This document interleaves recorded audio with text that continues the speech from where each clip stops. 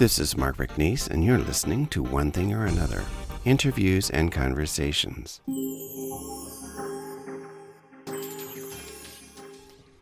Welcome to the podcast, everyone. This is your host, Mark, and my guest today is a returnee. It's Matt Lubbers-Moore, one of the founders of ReQueered Tales. This publisher has a mission to bring select queer fiction back into circulation with an emphasis on gay mysteries, although they're not all gay mysteries, that flourished in the 1960s through the early 2000s. We will get to this later, but I was asked to write a foreword for a book they just published from Grant Michaels, and that's one of the things that we're going to talk about today. Matt, how are you? I'm good, and thanks for having me back, Mark. Now, before we spoke, before we started recording, you mentioned you're at the library. Can you tell people where you are and a little bit about Matt Lubbers-Moore?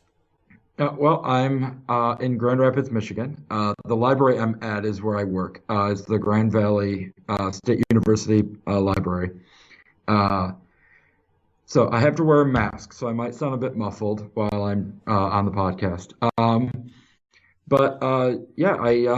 We've been doing ReQueered Tales now for a little over a year. We've got almost 40 books. By the end of this year, we'll have, I think, almost 50.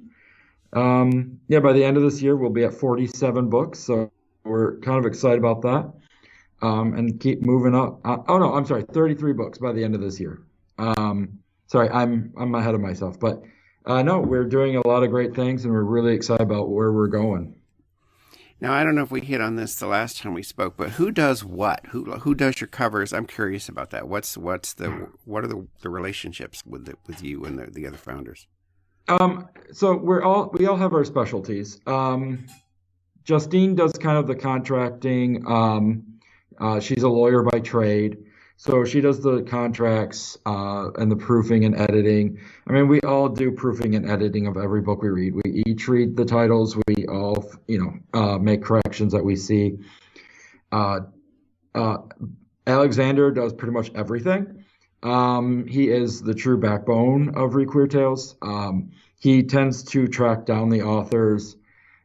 He's the one that scans physical books into ebooks. He does most of the marketing. There's so much that he does. I can't even think of everything that he does. But and then I usually am the one that will contact authors or their estate or the author's estates if they've passed on. I also usually am the first person to do the proof. So I find like the simple errors. Justine usually is a much more thorough copy editor than I am. And then I also work with Dawn Dominique, who does our covers. Mm-hmm. And then I work with the authors of the estates, and then I transfer what they would like to see on the covers to Dawn, and then we all work together on perfecting our covers. So that's a lot of what we do. Well, that's a good description, and it's also a nice segue into talking about a specific author on today's podcast, and that's Grant Michaels, the late Grant Michaels. I'm curious, how did you end up choosing him to publish? Well, he was actually the first person that we even thought of. The idea was around. So John Michelson, who is associated with us but not one of the founding members, he suggested that it would be really cool if someone could republish John Morgan Wilson's Simple Justice and the Justice books. And so we started kind of joking around about it. And John just had so much stuff on his plate and still does that he couldn't get involved as much as he would have liked. But Justine, Alexander, and I were just kind of joking about it. And we said, this would be funny if we just started up our own publishing company. And then we did. And the first person that we thought of was Grant Michaels. There have been quite a lot of talk about him in the Facebook group, Gay Mystery, Suspense, and Thrillers. And we thought, his books are so hard to find. I mean, you can go on Amazon and find, old copies of his books, and they're, $20, $30 each, And we thought, it'd be really cool to to bring those back because they were, one of the original gay mysteries, and Stan Kraychick is just hilarious. And up to this point, no one had written a book about kind of a stereotypical gay man. Most of the gay authors, Joseph Hansen, Michael Nava, Richard Stevenson, all their characters were pretty much straight acting. They were, macho, noir, they had sex with men and everything involved with that. But, Stan Kraychick's, he's a hairstylist. His long-time boyfriend in the series was a dancer, choreographers. It's like, and it was just kind of nice to see, but he could give as good as he got. He didn't back down from, something, and it was just nice to see a kind of a gay character kind of embracing the stereotypes rather than, trying to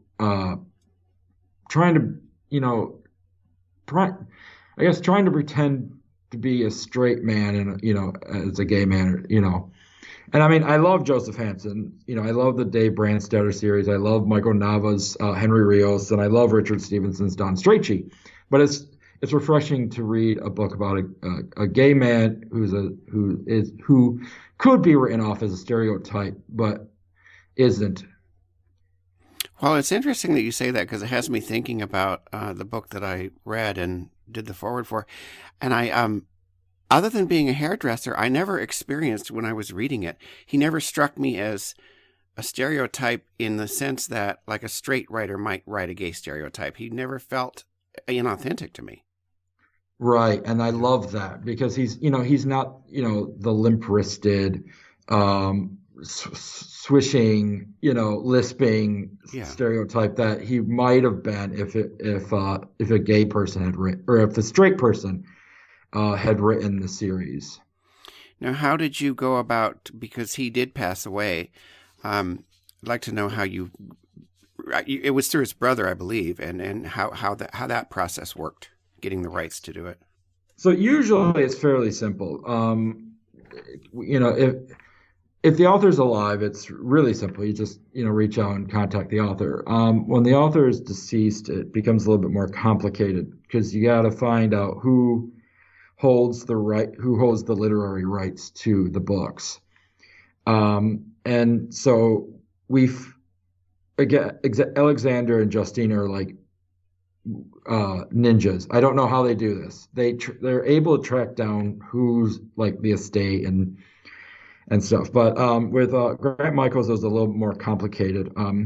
So we found the lawyer who handled Grant Michaels' estate.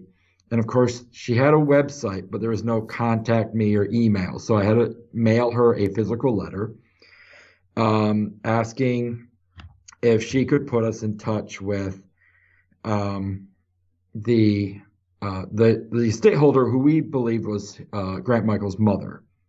Unfortunately, we found out that Grant Michaels' mother had passed away a year after Grant Michaels had. And so she put us in touch with his brother, Robert. And so we kind of went back and forth with Robert for a while, going over the contracts. And this was our first author. So this was all new to us. It's all new to him.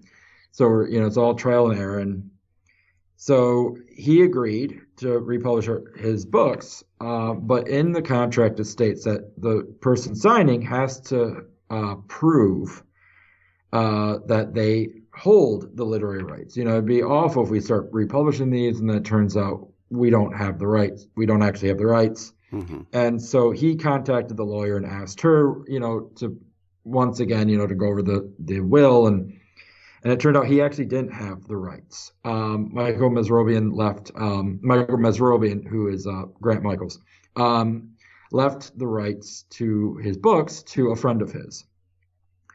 So fortunately, the brother, Robert, is friends with this other guy. And So he put us in touch with him, and he donated all of his papers and everything like that to a Boston library.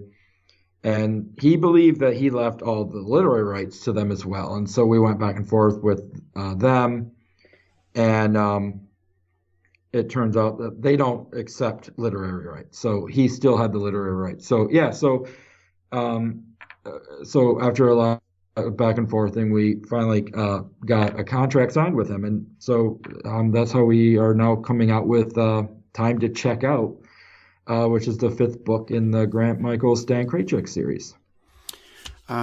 Yes, and we're going to talk about that book now. By the way, that's really interesting because Frank and my husband and I have done wills.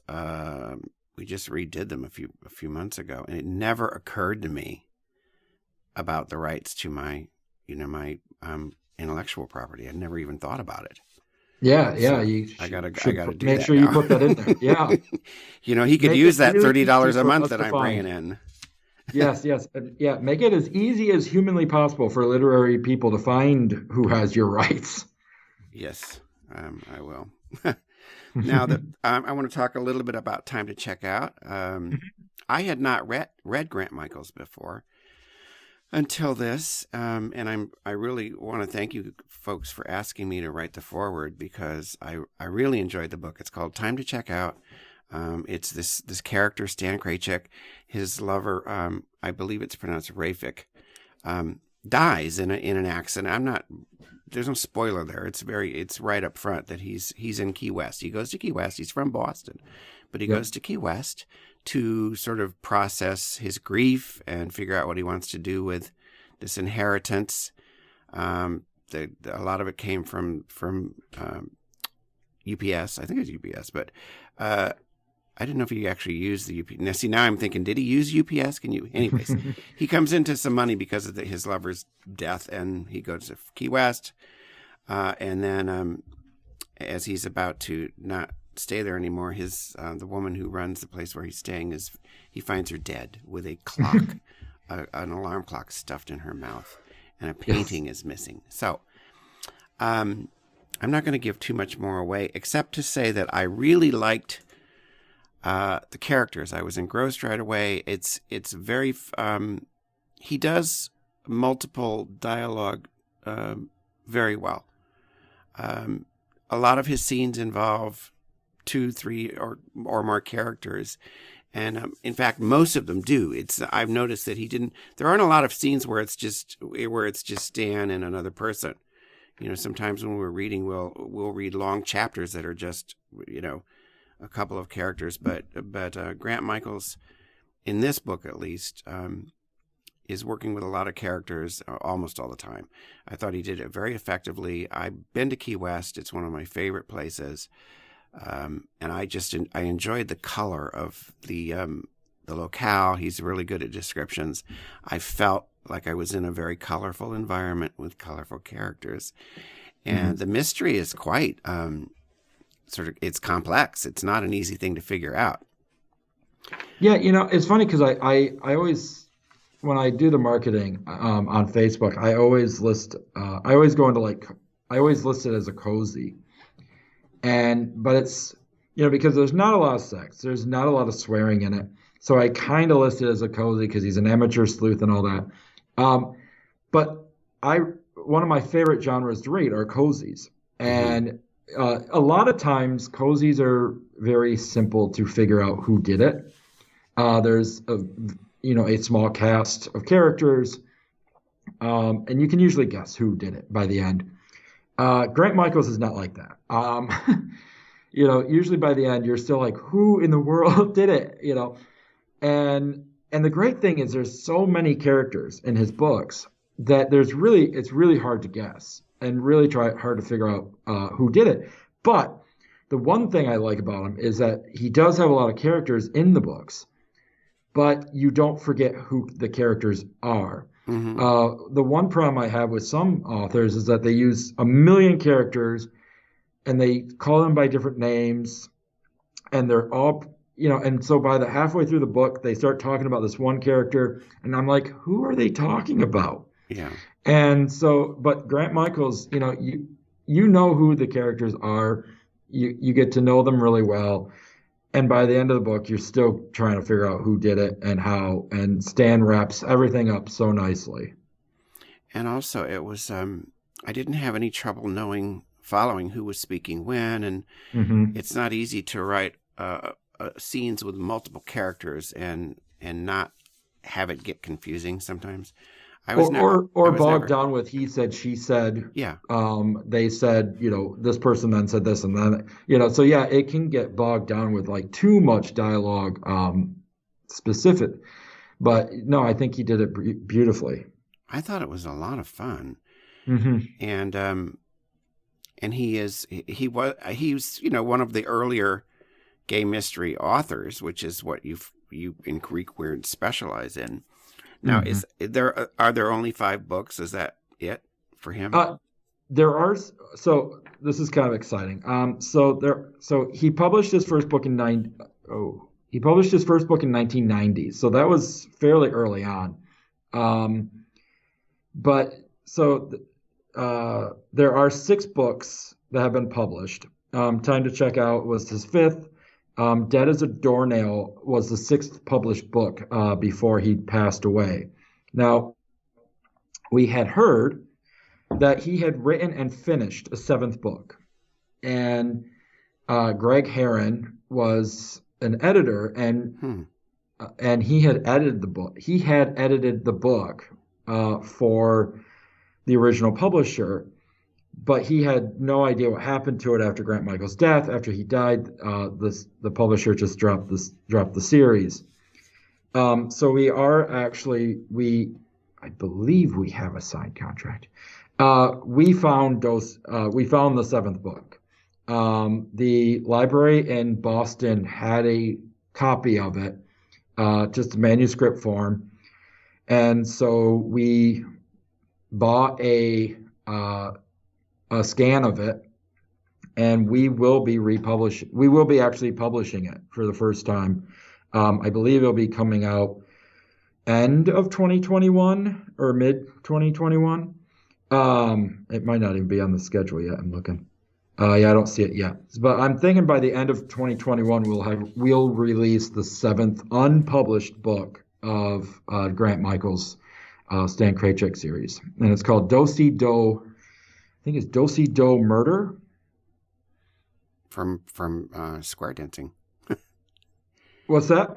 From square Yes, dancing, yep, they do-si yep, do. yep, yeah. It's I had called a boyfriend who was a square dancer. Oh yeah, it's called Do-Si Do Murder. Yep, and it'll be coming out sometime in 2021. Well, I think it's just great, and I was delighted to discover this author. And I just highly recommend it to anybody. I love the character, and he's very human. I like Stan a lot. I could definitely read more books with him in them, and I also think it's wonderful that Mr. Michaels posthumously is reaching a new audience. What else is on the queue for ReQueered? Oh, we have so much. We're really excited because, I've been saying from the very beginning that we are attempting to preserve the literary heritage of the LGBTQ community. The hard thing that we're having a problem with is finding non-gay male authors. We're having a hard time reaching out to the lesbian community. We're having a hard time reaching out to the transgender community. And we'd really love to republish books in those communities as well. We've reached out to a lot of different authors who are either not interested in republishing their works or they're working with someone else. One author that we're really excited about is Lauren Wright Douglas. She won the the Lambda Award for Best Lesbian Mystery in the 90s. I can't recall which title, but she wrote a series called the Caitlin Reese Mysteries, and it's a private investigator in Vancouver, Canada, and she's part psychic. So it adds a little bit of a paranormal element to it. The first book, there's not a lot of psychic elements. I'm just starting to proof the second book in the series, and it gets a little bit more. She starts developing her powers in that book a little bit more. But the first book is called The Always Anonymous Beast, which is about jealousy, and it's an incredible book. And we're so excited about finally bringing out more lesbian mysteries. We have been publishing the Virginia Kelly mysteries by Nikki Baker. Her second book in the game, no, I'm sorry, The Lavender House Murder just came out in July. And those will be available in both ebook and paperbacks. And the great thing about Nikki Baker was she was the first African American lesbian mystery author in the genre, and her character is the first African American lesbian private. She's an accountant, but she's the first African American lesbian detective in the genre, and it's really exciting that we're able to republish her books. We're republishing Felice Bacano, who his book, The Book of Lies, is coming out later this year.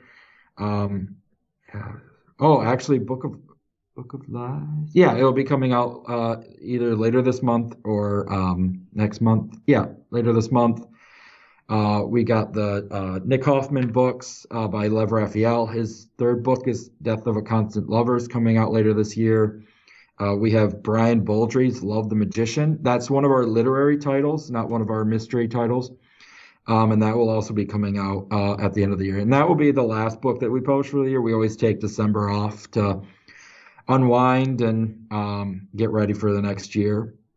But we have so many great titles. We got John Morgan Wilson now. So we did just republish his first book in the series, Simple Justice.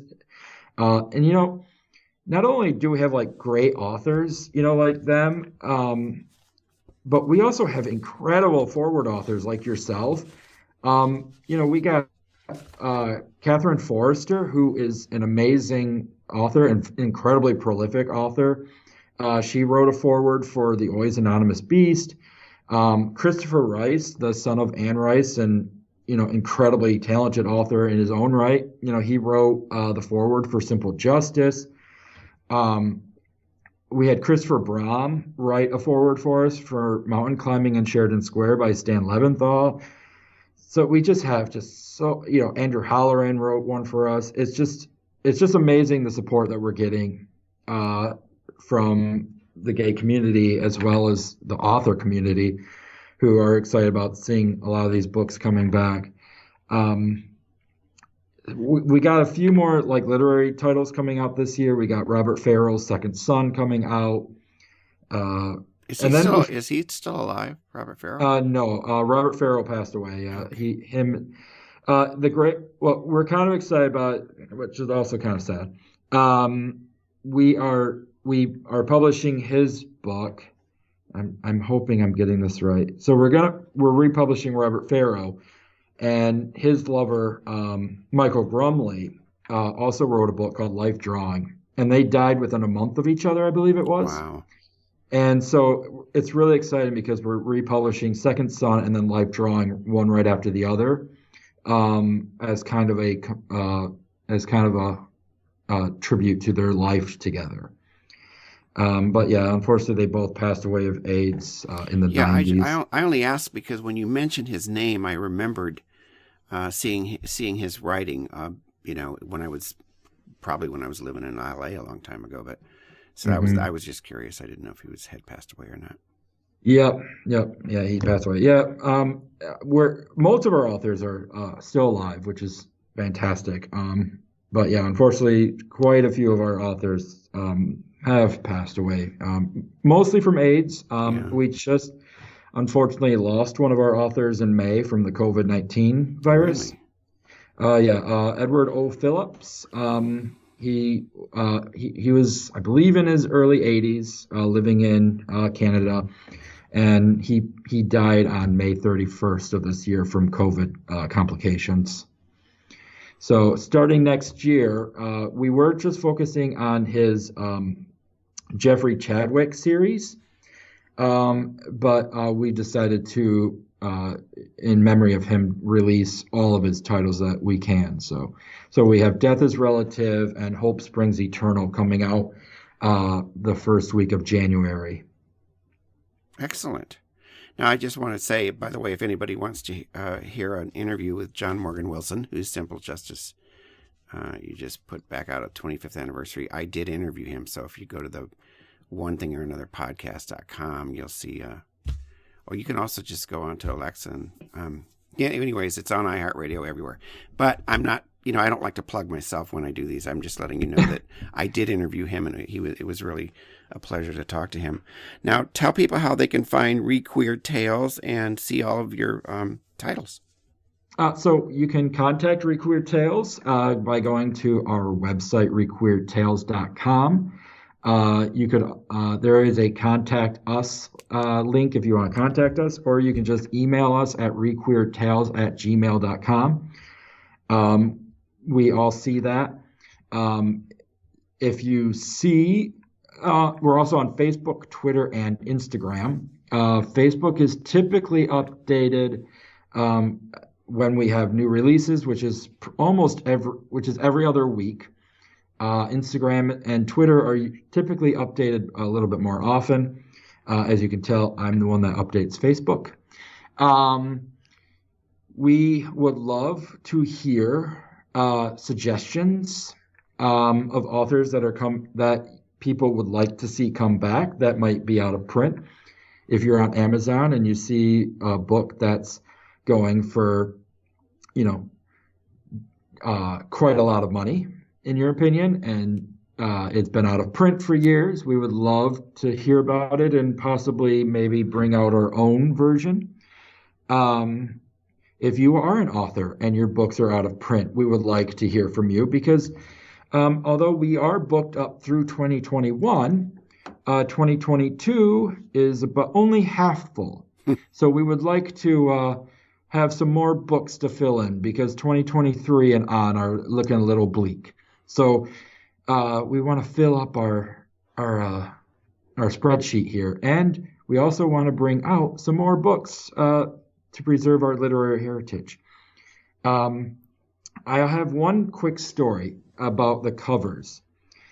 So I was working with Dawn doing the cover for Time to Check Out, and it takes place in Key West. And Key West is the southernmost city in the continental United States, and they have a giant monument. It's like red and yellow, and it stands at the most southern tip of Key West. I've seen it. Okay. And so Dawn thought it'd be a really great thing to put on the cover. However, Stan Kraychick refers to it as a butt plug in Time to Check Out. And so we did not think that would be an appropriate image to be on our cover. Funny. So we did have to change it. But yeah, so it's an interesting road that we're traveling, and we're learning so much about everything involving the publishing world, including making sure you don't put butt plugs on our covers. Well, I'm glad you and your team have done all this. By the way, when you are at that little monument, you're closer to Cuba than you are to Miami. There's a little fact. Oh, wow. There's a fact for you. So, Matt, I want to thank you so much for coming on the show again and talking about the book and getting caught up with everything. It's been a delight. I will have you on again. I know that for sure. But it sounds like you're really busy. I mean, you've got titles lined up for the next couple of years. So, well, yeah, we're super excited because, like I said, we've got just over 20 authors. We have over 100 titles that we're going to be republishing. So, we've got the next few years. We know we've got the next few years that we'll have books coming out, and we're hoping for more. We just signed John. We just got a contract signed with Brown University to republish John Preston's books. And we just got contract signed with Richard Hall's to republish his books. So yeah, we're super excited. We got a ton of great books coming out, and the future looks very bright for us. And we're just excited. As I said before, we're just so excited about all the support that we've had from the gay community, from the author community. And even like podcasters like yourself and Brad Shreve, you've all been so supportive and helpful, and it's been a wonderful experience so far. Good, and I'm happy I can do my very small part to help spread the word. You have a wonderful day, and we'll get caught up again. Thank you so much. Thank you, and you too. Thanks, Mark. Yep. Bye. Mm-hmm.